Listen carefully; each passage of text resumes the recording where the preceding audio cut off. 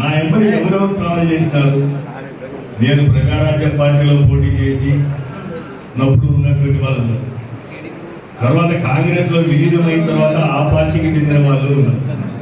తర్వాత టీడీపీలో మనం పోటీ చేసినప్పుడు ఆ పార్టీ నుంచి వచ్చి మళ్ళీ ఉన్న వాళ్ళు ఉన్నారు.